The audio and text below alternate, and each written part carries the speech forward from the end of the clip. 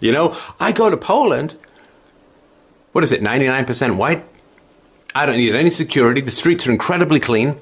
Crime is almost non-existent. Nobody gets called a racist. There's no talk of white privilege. No identity politics.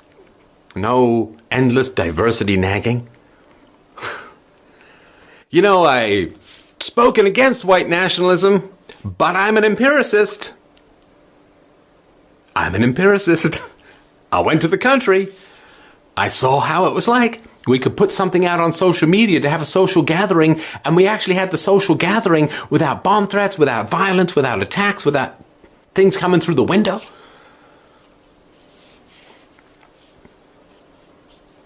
I've spoken out against white nationalism, but I'm an empiricist. I'm listening. I'm listening to my experiences. Can't argue with the facts.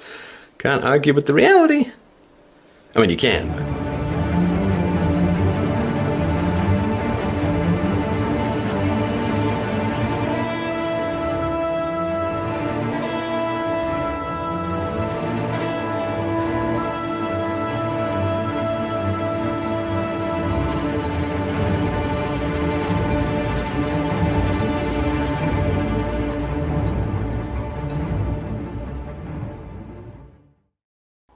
I've seen a Molyneux video doing the rounds and people are saying, what did Molyneux mean by that?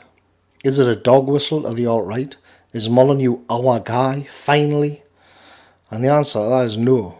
But what he is saying is that classic liberalism cannot refute what the white nationalists have to say. He's so exasperated that he's trying to draw on all the intellectual tools available to the Enlightenment liberal and nothing works anymore. The politically correct multicultural society is turning Molyneux's liberal values into a beached whale of an ideology. The irony here is that many of these Enlightenment internet pundits have spent the last 2 years tearing into the alt-right and white nationalists, and they point out that the way they see the world is a throwback to another era, or that we're inhumane or fascistic. People often say that these liberals don't have solutions themselves, that they're just fence sitters, that they don't put any ideas on the table. In actual fact, they do put ideas on the table, it's just that they're retarded, and if you dig deep enough, it's their catastrophically flawed understanding of the world which is in many ways responsible for the shit that we're in now. Let's just stick with Poland as Molyneux's example of a European nation which isn't a complete nuthouse. Molyneux makes a few points here, and what's interesting is that in each case classic liberals would have undermined what it takes to make Poland a relatively decent place to live and raise a family and, well, belong.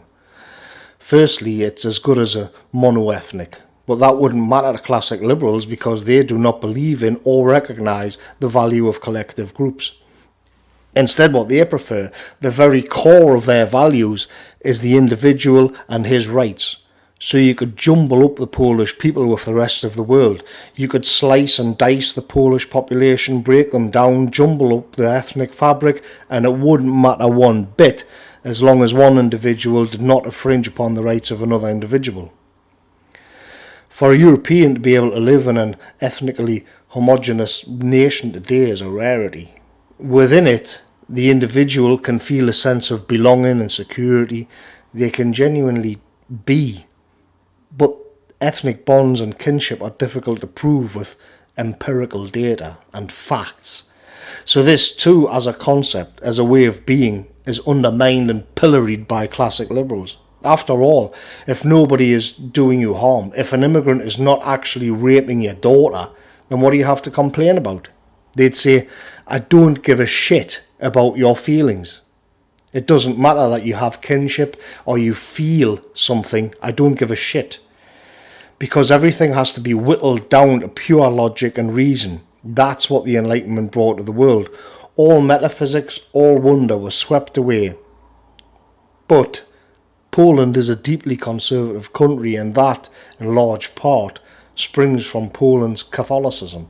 That's the reason the lefties aren't going full retard and sending bomb threats and breaking the society down. There's social pressure against destructive ideas, against cultural Marxism and Antifa. But who needs religion when you can have Richard Dawkins calling religion a fairy tale and God a sky fairy, gutting your culture of all meaning except that which is to be found in Enlightenment values and empiricism, the very same empiricism which leads Molyneux to come to the conclusion that the society created by liberalism is a barren wasteland, and that the society built on the values opposed to liberalism is not that bad. Imagine the mentality of the classic liberal who looks enviously at Eastern European countries, knowing that the only reason they're better places to live is because they oppose your liberal values.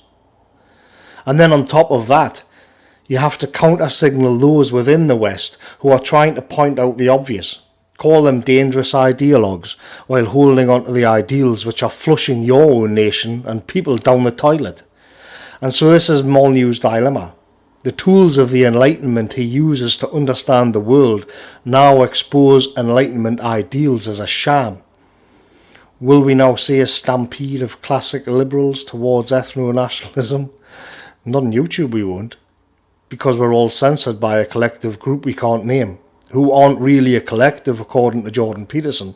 They're just smart. That's just what smart people do. They've just got high IQs. But we can't name them either, because then we're Nazis. Honestly, what a pile of horseshit classic liberalism is. See you later, folks.